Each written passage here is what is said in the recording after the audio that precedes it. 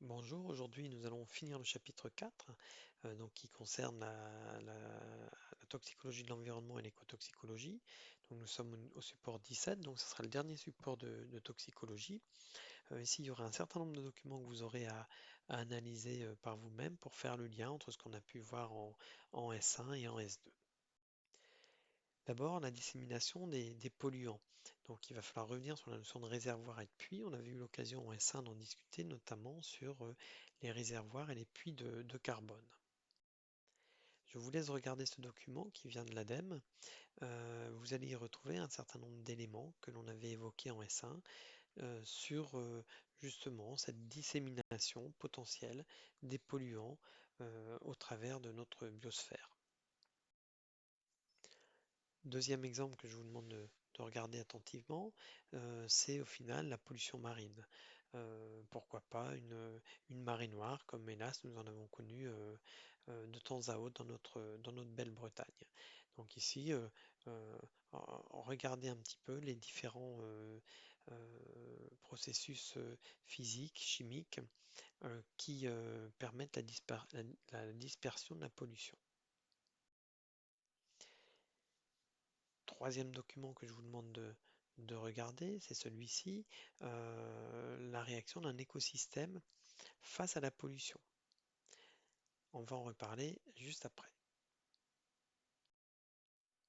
Donc, qu'est-ce que je retiens de ce document? D'abord que les origines anthropiques sont diverses, urbaines, industrielles, agricoles.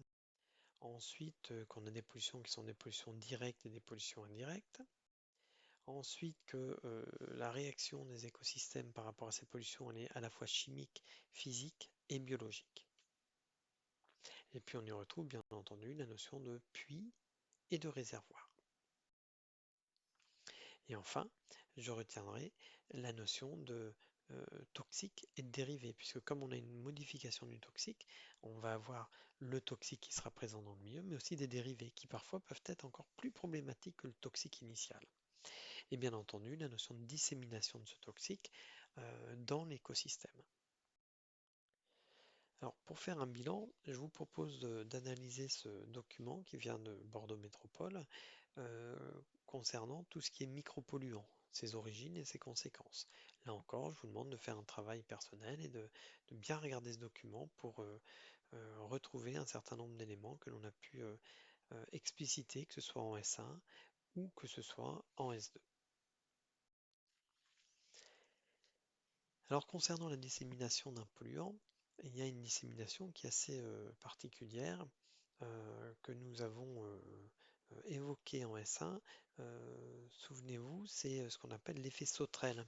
Alors, l'effet sauterelle, c'est quoi? Bien, vous avez un polluant dans une zone géographique donnée, et puis par l'évolution des masses d'air, eh bien, on se retrouve à avoir ce polluant qui va au final monter en altitude, il va se déplacer en altitude, et puis par un air qui devient plus frais, cet air va redescendre et venir polluer à une distance éloignée de la zone de pollution.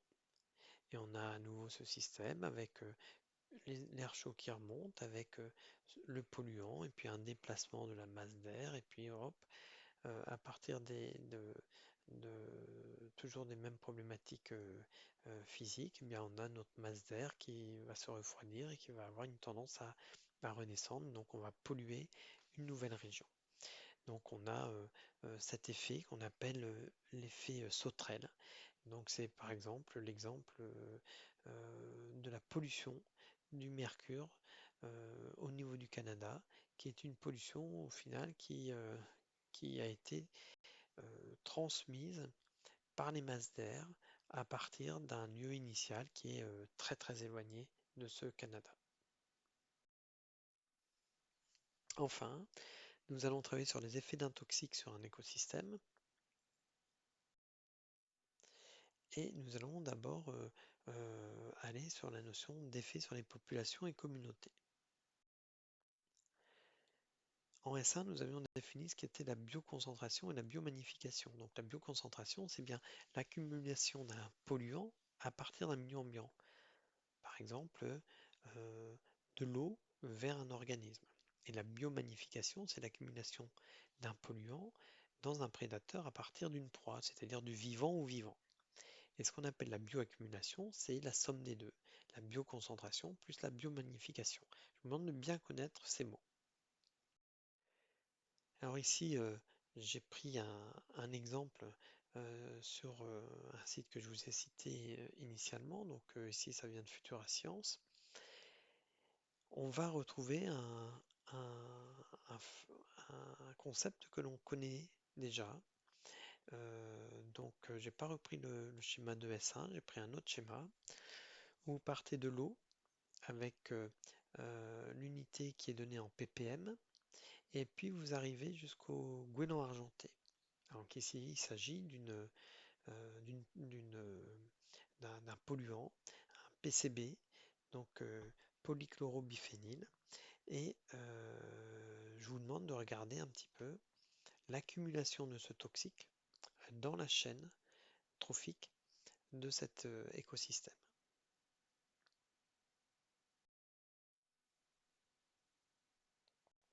Bien, maintenant que vous avez euh, remis en place un certain nombre de principes qu'on avait vu en S1 sur la, la notion d'amplification d'un toxique au sein même d'un écosystème, je vous propose d'aller sur la notion de l'hormèse. Donc la théorie de l'hormèse, alors c'est quoi? Ici, j'ai repris un graphique au niveau duquel vous avez en abscisse le niveau de stress. Donc ça correspond au final à la concentration de nos toxiques pour nous. Et puis en ordonnée, vous avez l'effet sur la santé. Donc avec des effets bénéfiques vers le haut et des effets nocifs vers le bas. On se retrouve une courbe avec trois niveaux. La partie à gauche, donc on va se retrouver avec un élément, un minéral par exemple, qui va être à un niveau trop, trop insuffisant pour l'organisme et qui va entraîner une carence pour cet organisme. Et puis complètement à l'opposé, ce même élément qui va produire une toxicité pour l'organisme. Et entre les deux, on va se retrouver sur, au final, une notion de, de zone où on va aller sur la présence de cet élément qui va entraîner des effets bénéfiques. Donc ça vous montre quoi? Ça vous montre qu'au-delà d'un certain seuil, un élément qui est essentiel pour un organisme peut devenir toxique. Et en deçà d'un certain seuil, on va avoir la carence de cet élément qui va être nocif pour l'organisme. Donc bilan, une substance qu'on appelle une substance hormétique, c'est une substance qui est déjà indispensable à l'organisme, mais pas à des trop fortes concentrations. Parce que si on dépasse un certain seuil, alors elle devient toxique. On a donc, ce que je vous ai présenté tout à l'heure, une courbe dose-réponse qu'on va appeler plurimodale, donc plusieurs modes au final. Une zone de mortalité par carence, une zone de bénéfice, avec bien entendu une zone où on a le haut de notre courbe ici qui représente au final une zone optimale en termes d'écophysiologie. Et puis, quand on va vers la droite de cette courbe, on va aller sur une mort par toxicité. Alors, bilan de ce chapitre 4. Alors, le bilan de ce chapitre 4, j'ai repris ce schéma. On se souvient qu'en S1, quand on avait parlé d'écologie, on avait dit qu'un écosystème était caractérisé à la fois par sa partie vivante et par sa partie non vivante. Et que ce qui faisait l'équilibre de cet écosystème, c'était justement cette interaction entre le vivant et le non vivant. Puis on avait parlé justement de cet état d'équilibre qui était les climax. Et ce que l'on comprend ici, c'est que un toxique, une molécule, donc du risque chimique pour l'environnement, qui peut provenir de l'eau, qui peut provenir de l'air, qui peut provenir des sols au final, eh bien, va pouvoir engendrer un déséquilibre de notre écosystème. Ce déséquilibre va au final euh, se ressentir dans un premier temps sur les individus, puis sur les populations, puis sur les communautés, avec une échelle de temps qui est extrêmement variable, de l'heure pour les cellules, le jour, jusqu'aux années, voire décennies. Alors pour évaluer le risque en environnement, on va déjà être On va devoir repérer les sources de danger. On va devoir repérer aussi les, les situations de risque. Donc les types de pollution, eau, air, sol, déchets, hein, c'est ce que l'on va travailler en HSE. Et puis, on va avoir pour cela des indicateurs à différents niveaux. Le niveau le plus bas, c'est les biomarqueurs. Et le niveau le plus haut, ça sera des indicateurs écologiques. Et donc, à partir de ces indicateurs, eh bien, on va pouvoir se dire que il y a un risque ou il n'y a pas de risque.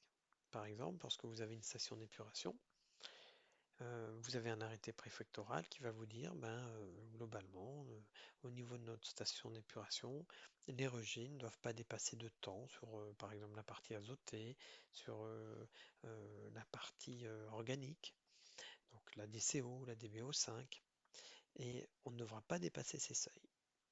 Et globalement, si l'on dépasse ces seuils, ce qui risque de se passer, c'est qu'il y a un effet sur un individu, sur une population, sur une communauté. Par exemple, si vous avez une quantité de matière organique qui a priori n'est pas toxique dans un milieu, eh bien, ce qui va se passer, c'est que cette matière organique va consommer de l'oxygène. Comment? Tout simplement par des réactions chimiques, eh bien, on va avoir une oxydation de cette matière organique qui va se faire de manière naturelle. Et comme on consomme de l'oxygène, cet oxygène ne sera plus libre pour les organismes présents. Donc on va se retrouver avec une anoxie du milieu, c'est-à-dire un manque d'oxygène, et donc un effet toxique au final de cette matière organique initiale. Et donc on peut se retrouver avec des accidents environnementaux. En Bretagne, nous avons par exemple eu une industrie qui a pollué un cours d'eau d'Ille-et-Vilaine euh, avec de la matière organique en provenance de lait au final, hein, et qui a entraîné euh, un nombre de morts de poissons extrêmement important. Donc moi je retiens quoi? Je retiens que notre perturbateur environnemental ici, ça peut être un produit chimique. Je retiens que ce produit chimique va pouvoir avoir des effets à différents niveaux. Ce que l'on a vu dans toute la première partie de la toxicologie, c'est le niveau de l'individu.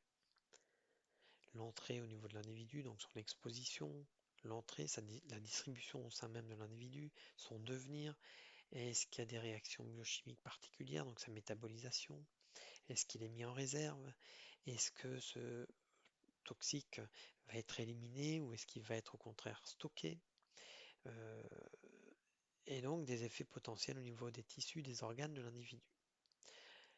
Si X individus dans une population sont touchés, on va avoir des problématiques au niveau de la population, par exemple des problématiques en termes de reproduction, donc d'abondance et de présence de cette population au sein même d'une communauté. Et donc si on a une déstabilisation d'une population, on aura potentiellement une déstabilisation d'une communauté. Puisque j'avais expliqué en S1 qu'un écosystème, eh bien, c'était comme une toile d'araignée. Si vous coupez un fil, il se passe peut-être rien, un deuxième, peut-être rien, un troisième, tout peut s'effondrer. Et peut-être que tout se serait effondré au premier. Ou peut-être qu'il va falloir attendre 10 fils avant que ça s'effondre. Cette image, c'est une image que j'ai reprise dans le livre L'écologie pour les nuls, qui est un livre extrêmement intéressant dans lequel vous avez aussi une partie qui traite des pollutions. Et bien voilà, le cours de toxicologie est terminé. Nous avons abordé deux grandes problématiques qui nous intéressent en HSE, la toxicologie humaine et puis la toxicologie environnementale ainsi que l'écotoxicologie. Euh, la toxicologie humaine, vous comprenez bien que ce que je vous ai raconté s'applique aussi bien dans le monde du travail que dans le privé. N'oubliez pas aussi toute la problématique materno-fétale. Puis comprenez bien que ce qu'on y a vu, tous les principes que l'on a pu développer, vont bien entendu pouvoir être extrapolés au niveau de l'environnement. Donc cette planète Terre, il faut la protéger des pollutions au niveau de l'eau, de l'air, des sols. Et donc pour poursuivre cette réflexion, je vous propose de voir ou de revoir le film Wall-E, qui sera une très belle conclusion sur notre problématique. À très bientôt en microbiologie.